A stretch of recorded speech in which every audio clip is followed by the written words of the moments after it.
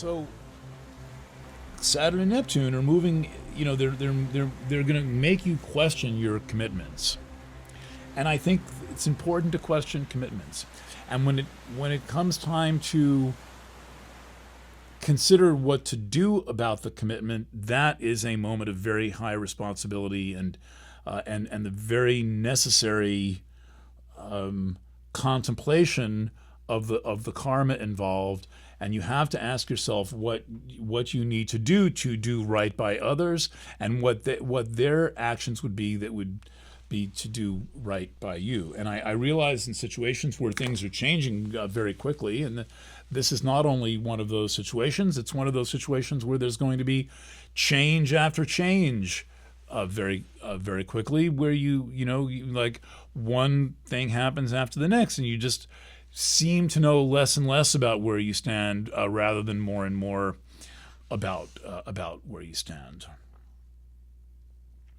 Okay, the next thing that's going on, and this has been building for a long time, so it shouldn't really be a surprise to anyone, but of course it will be, which is that we are experiencing a conjunction of Chiron and Eris. Eris has been in Aries since around 1925, about 100 years, somewhere in there. Eris made like 5, I think, ingresses into Aries. It kept going back into Pisces and then back into Aries and back into Pisces all through the first half of the 1920s. If I'm not mistaken, it was a long time ago. But since about 100 years ago, Eris has been in Aries. That's a long time. That means that everybody alive today has Eris in Aries. So that's a condition that we have. And that is part of the it's part of what happened to this thing about humanity that is Aries, which is the ability to make the declarative statement, I am. I am. The statement, I am, has changed under the influence of Eris, and it's particularly changed under the influence of a thing that is associated with Eris and Aries, which is the development of radio. Now, you think radio, like, the shadow knows or whatever, the all news all the time type radio. Well, radio turned us into tribal beings. None of us alive remember a time before humanity was transformed into these tribal beings in the 1920s.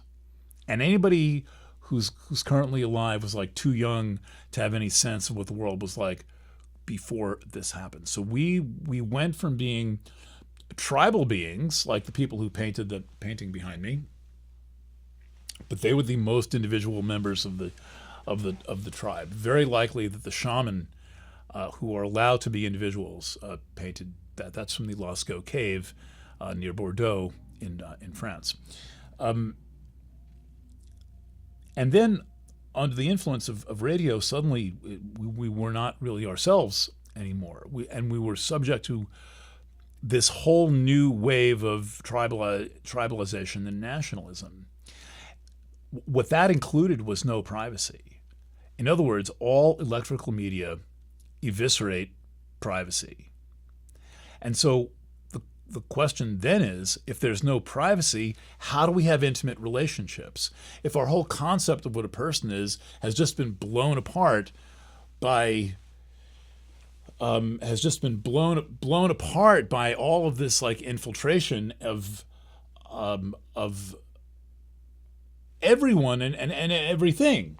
I mean, just to give you one example, a little more than 100 years ago, telephones were being dotted all over the over the landscape. We went from one telephone in every town.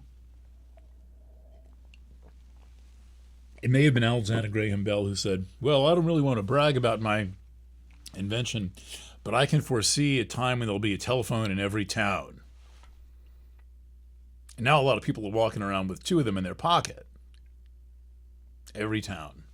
So we go from a phone in every town to the party line, which is one telephone number shared by like 5 households. This was true even in New York City into the 1950s. The party line system worked into the 1970s.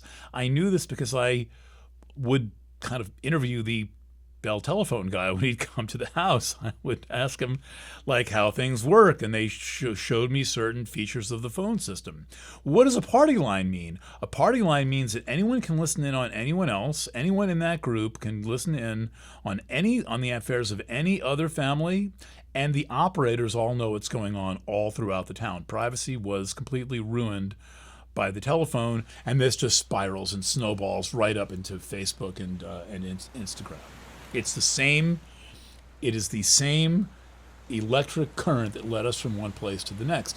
Well, the question I have for you is, how do you have an intimate relationship when there's no such thing as privacy?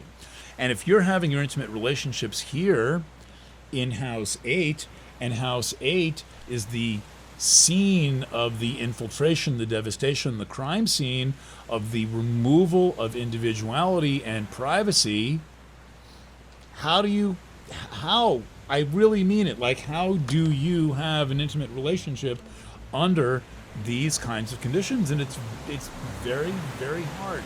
There's a drama on